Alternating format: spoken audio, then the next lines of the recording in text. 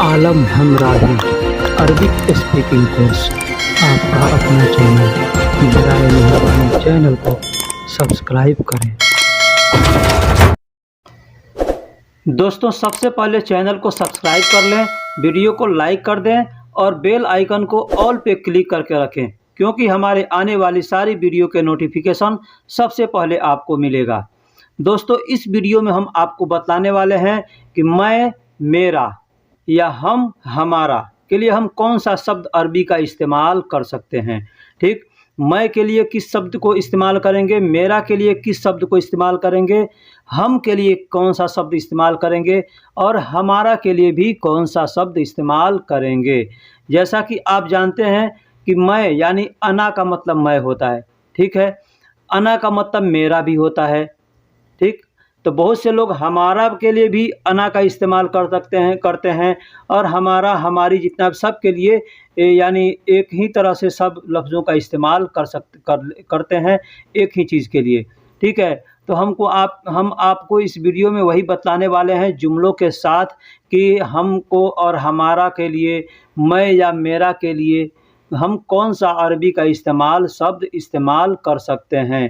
ठीक है, तो आपसे एक रिक्वेस्ट है कि आप अगर हमारे चैनल पे नए हैं या पुराने हैं, चैनल को सब्सक्राइब नहीं किया है तो सबसे पहले चैनल को सब्सक्राइब कर लें और वीडियो को लाइक कर दें। पसंद आए तो दोस्तों में भी शेयर करें ताकि दूसरे को भी इससे फ़ायदा हो सके। ठीक है, वीडियो को हम शुरू करने से पहले एक और बात कहेंगे कि कोई भी भाई वीडियो अगर देखते हैं तो वीडियो को आखिरी तक देखिएगा, क्योंकि आखिरी तक नहीं देखिएगा तो कुछ समझ में नहीं आने वाला है। आप कभी ये चैनल, कभी उस चैनल, कभी ये वीडियो, कभी वो वीडियो, हज़ारों चैनल, हज़ारों वीडियो देख लेंगे, लेकिन कोई फ़ायदा नहीं होने वाला है जब तक एक वीडियो को मुकम्मल नहीं देखिएगा। क्योंकि जो भी चीज़ एक वीडियो में बताया जाता है, अच्छे से समझाया जाता है, बताया जाता है, तो उसको पूरा आपको समझना है पहले, उसके बाद आप दूसरे वीडियो को देखने के लिए जाएं। ठीक है, नहीं तो हज़ारों वीडियो देखेंगे, कोई फ़ायदा नहीं होगा। तो चलिए अब हम वीडियो को शुरू करते हैं। सबसे पहले शब्द है अना। अना का मतलब मैं, मेरा या मेरी। अना का मतलब मैं, मेरा या मेरी के लिए अना का इस्तेमाल करते हैं। मैं या मेरा या मेरी के लिए अना का इस्तेमाल करते हैं। अब चाहे अना अना औरत भी इस्तेमाल कर सकती है और मर्द भी इस्तेमाल कर सकते हैं। इसमें कोई भी मेल फीमेल का नहीं है। आप चाहें तो मर्द हैं तो आप भी इस्तेमाल करेंगे, औरत है तो औरत भी इस्तेमाल करेंगी अना यानी मैं या मेरा, मेरी। ठीक है, यहाँ अना के लिए, मैं या मेरा, मेरी के लिए और भी अरबिक शब्द हैं जिसको मैं इंशाल्लाह आगे वीडियो में बतलाऊँगा। ठीक है, लेकिन अना जो है ये ज़्यादा मशहूर है, ज़्यादा मारूफ़ है, सब लोग इसको जानते हैं, इसलिए अना का ज़्यादा इस्तेमाल किया जाता है। ठीक है, अब अना की जगह पे और भी जो अरबिक शब्द हैं उसको इस्तेमाल लोग करते हैं, बहुत से लोग, कम लोग इस्तेमाल करते हैं। जो अरबी लोग हैं ज़्यादा वो लोग इस्तेमाल करते हैं, जो ख़ारिजी लोग हैं वो इसको इस्तेमाल नहीं करते, इसलिए अना उनके लिए ज़्यादा आसान होता है। अना को वो लोग इस्तेमाल करते हैं, हम लोग भी अना का इस्तेमाल करते हैं। हमारे पास अरबी लोग जो आते हैं वो लोग भी अना का इस्तेमाल करते हैं, लेकिन आपस में जब उन लोगों को, अरबी लोगों को बात करना होगा तो वहाँ अना का भी इस्तेमाल करेंगे या और भी जो दीगर सेंटेंस है उसको इस्तेमाल करते हैं। ठीक, उसी तरह से हम, हमारा या हमारी। अब अना का मतलब मैं, मेरा, मेरी, यानी ये वाहिद हो गया। वाहिद का मतलब होता है जैसे हम लोग हिंदी में कहते हैं एक वचन बहुवचन। ठीक है, तो उसी तरह से और उर्दू में कहते हैं वाहिद और जमा। वाहिद और जमा, वाहिद का मतलब एक और जमा का मतलब दो, यानी एक से ज़्यादा है तो वो जमा हो गया, और एक है, जब तक एक है तब तक वो वाहिद कहलाएगा। ठीक है, यानी एक वचन और जमा हो गया तो द्विवचन।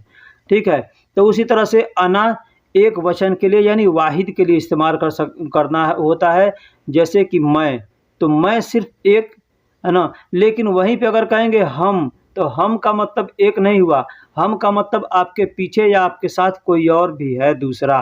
ठीक, तो उसको जमा कहते हैं। ठीक है, तो यहाँ हम के लिए इस्तेमाल करेंगे नहना, नहनू या हन्ना। नहना, नहनू या हन्ना, ये तीन लफ्ज़ है। ये लफ्ज़ एक ही है लेकिन इसको बोलने के तरीके अलग अलग लोगों ने बना लिया है। कहीं नहना लिखा जाता है, कहीं नहनू लिखा जाता है, कहीं हन्ना लिखा जाता है। ठीक, तो सबसे पहले मैं बतलाऊंगा अना। अना यानी हमको कहना है मेरी कलम लाओ मुझे ज़रूरत है, मेरी कलम लाओ मुझे ज़रूरत है। अब यहाँ पे कलम लफ्ज़ का हमने इस्तेमाल किया है, तो एक और चीज़ बतला दूँ कि कलम जो होता है लिखा जाता है बड़ा काफ से यानी कलम, लेकिन बोलने के लिए अरबिक लोग गलम बोलते हैं, गलम बोलते हैं। ठीक है, कलम हम लोग भी हिंदी और उर्दू में बोलते हैं, इस्तेमाल करते हैं, कलम कहते हैं, पेन कहते हैं। ठीक है, लेकिन यहाँ अरबी में लोग गलम कहते हैं। लेकिन एक और चीज़ बतला दूँ, यही चीज़ अगर उनको कुरान के अंदर पढ़ना होगा तो गलम नहीं कहेंगे, वहाँ पे कलम कहेंगे। ठीक, जैसे कुरान में है अल्लमल बिल कलम, तो वहाँ पे गलम नहीं पढ़ते हैं, कलम ही पढ़ते हैं। ठीक, लेकिन बोलने के लिए कलम को गलम बोलते हैं। बहुत से ऐसे अरबी हैं जो कि कलम भी बोलते हैं, बहुत से अरबी हैं, लेकिन बहुत से लोग हैं गलम बोलते हैं। तो आप गलम या कलम दोनों में से कोई भी अल्फाज इस्तेमाल कर सकते हैं। तो मेरी कलम लाओ मुझे ज़रूरत है, जिब का मतलब लाओ होता है, जिब का मतलब लाओ। अना कलम यानी मेरी कलम, मेरा पेन। अना एहताज यानी मुझे ज़रूरत है, अना का मतलब मुझे हो गया और एहताज का मतलब ज़रूरत है, तो मेरी कलम लाओ मुझे ज़रूरत है। जिब अना कलम अना एहताज के जगह पे आप ज़रूरी का भी इस्तेमाल कर सकते हैं, ज़रूरी का इस्तेमाल भी कर सकते हैं। ठीक, दूसरा जुमला है मेरा घर बहुत दूर है कैसे जाऊं। दोस्तों मैं बतला दूं कि यहाँ पे मैं मेरा के लिए इस्तेमाल किया जाए, जो भी सेंटेंस बना रहा हूँ यहाँ फोकस मेरा को किया जा रहा है कि मेरा को हम कैसे इस्तेमाल कर सकते हैं, वहाँ पे अना हम कैसे इस्तेमाल कर सकते हैं। ठीक है, तो मेरा घर बहुत दूर है कैसे जाऊं, अगर ये बात हमको किसी से कहना हो तो यहाँ पे अना का इस्तेमाल करेंगे, यही चीज़ अगर हमको हमारा घर बहुत दूर है, हमारा घर कहना होगा तो हमारा की जगह पे नहना या नहनू या हन्ना का इस्तेमाल करेंगे।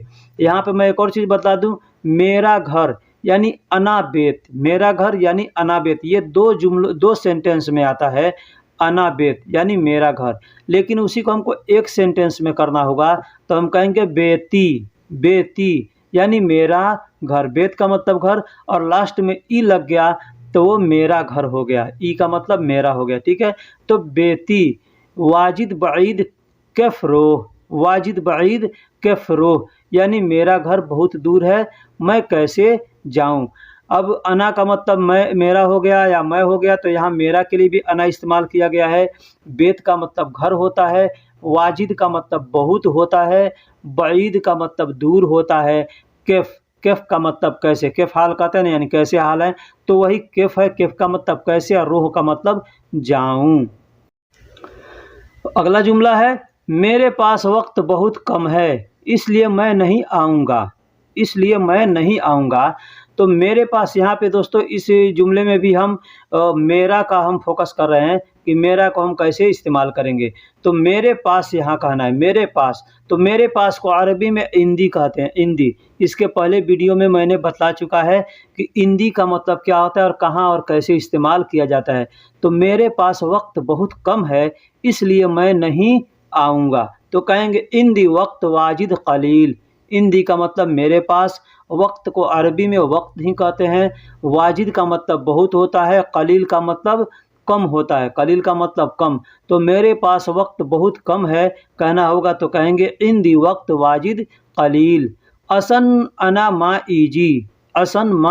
ईजी यानी इसलिए मैं नहीं आऊँगा। असन का मतलब इसलिए होता है, अना का मतलब मैं और अना का मतलब मेरा भी होता है। ठीक, तो यहाँ पे अना मैं के लिए इस्तेमाल किया है और माँ का मतलब नहीं होता है, माँ का मतलब नहीं होता है या ना होता है, मत होता है। ठीक, तो ईजी का मतलब आऊँगा, तो मेरे पास वक्त बहुत कम है इसलिए मैं नहीं आऊँगा। इसका अरबी में अगर हमको बोलना होगा तो हम बोलेंगे इंदी वक्त वाजिद कलील असन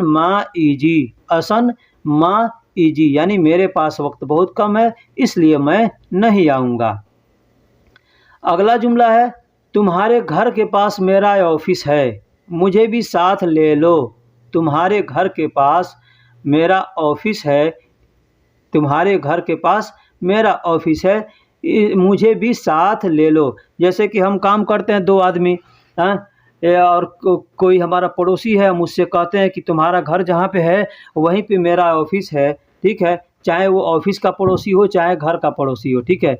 तो हम कहो अगर कहना होगा तो हम कह सकते हैं कि तुम्हारे घर के पास मेरा ऑफिस है, मुझे भी साथ ले लो। तो क्या कहेंगे? इंदक बेत। इंदक का मतलब तुम्हारे पास होता है, इंदक का मतलब तुम्हारे पास। जैसे इंदी का मतलब मेरे पास, तो इंदक का मतलब तुम्हारे पास। तो ये जुमला हम पिछले वीडियो में बता चुके हैं, ठीक? बेत अना मकतब, बेत अना मकतब, बेत का मतलब घर होता है, अना का मतलब मेरा, मकतब का मतलब ऑफिस होता है। मकतब का मतलब ऑफिस भी होता है, और किताब का जो दुकान होता है उसको भी मकतब कहते हैं, ठीक है? तो इंदक बेत अना मकतब, अना मकतब। अब यहाँ मौजूद का इस्तेमाल करेंगे, यानी प्रेजेंट में वहाँ पे है। तो इंदक बेत अना मकतब मौजूद, यानी मेरे तुम्हारे घर के पास मेरा ऑफिस मौजूद है, मुझे भी साथ ले लो। तो कहेंगे अना असन, अना असन सील मआ, अना असन सील मआ, यानी इसलिए मुझे साथ ले लो, इसलिए मुझे साथ ले लो। मैं आज उम्रा के लिए जाने वाला हूँ, मैं आज उम्रा के लिए जाने वाला हूँ। तो ये जाने वाला हूँ या जा रहा हूँ, इस तरह से आदमी कहता है ना, मैं आज उम्रा के लिए जा रहा हूँ, यानी तैयार हूँ, जा रहा हूँ। और जाने वाला हूँ अगर कहना होगा तो जाने जाने वाला हूँ, यानी अभी जाने वाला हूँ या बाद में जाने वाला हूँ, इसका कोई टाइम मुकम्मल नहीं होता है। लेकिन जा रहा हूँ मतलब तैयार हूँ, मैं जा रहा हूँ। तो ये हमको अगर किसी से कहना होगा तो कहेंगे अना रोह अल-यौम लिल उमरा।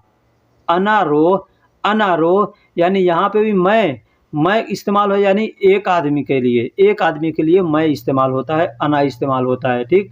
तो अना रोह अल-यौम लिल उमरा, यानी मैं आज उम्रा के लिए जा रहा हूँ। अना का मतलब मैं, रोह का मतलब जा रहा हूँ, रोह का मतलब जा रहा हूँ। अल-यौम का मतलब आज, अल-यौम का मतलब आज। लिल का मतलब होता है के लिए, लिल का मतलब होता है के लिए।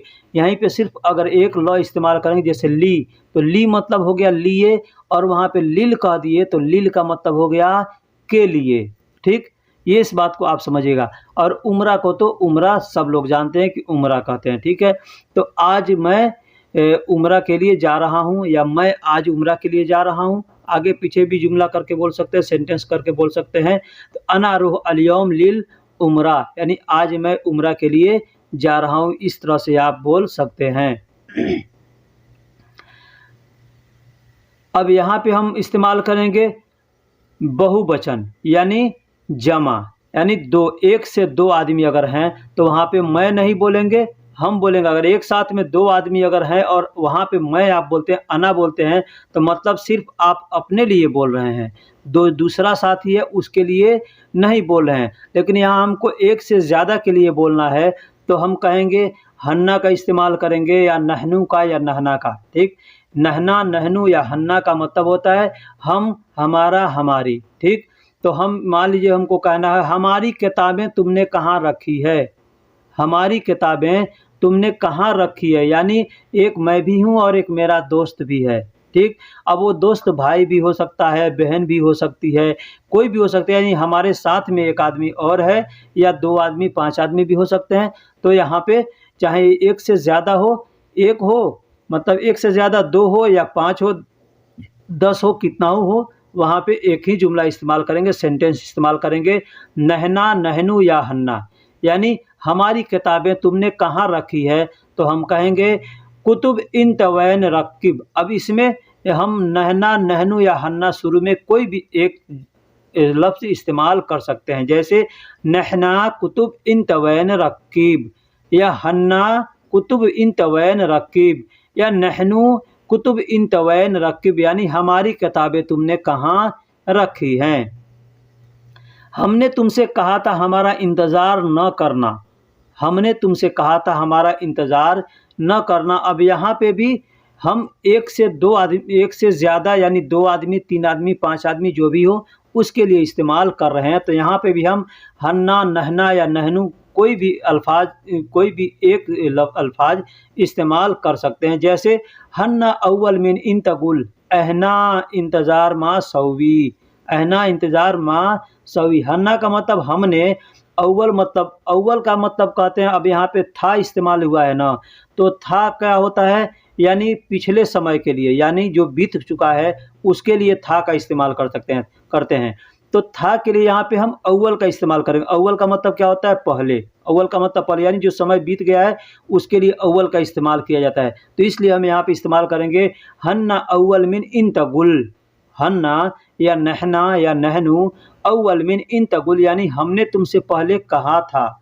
गुल का मतलब कहना, बोलना होता है, ठीक है, तो कहा था। अहना इंतज़ार मा सवी, यानी अहना मतलब हमारा, इंतज़ार मा सवी यानी इंतज़ार नहीं करना, इंतज़ार नहीं करना, ये पहले हमने बता चुके, ठीक है। तो हमने तुमसे कहा था हमारा इंतज़ार न करना, तो कहेंगे अहना अव्वल मिन इन तगुल अहना इंतज़ार मा सवी। इस तरह से हम कह सकते हैं। सलामा।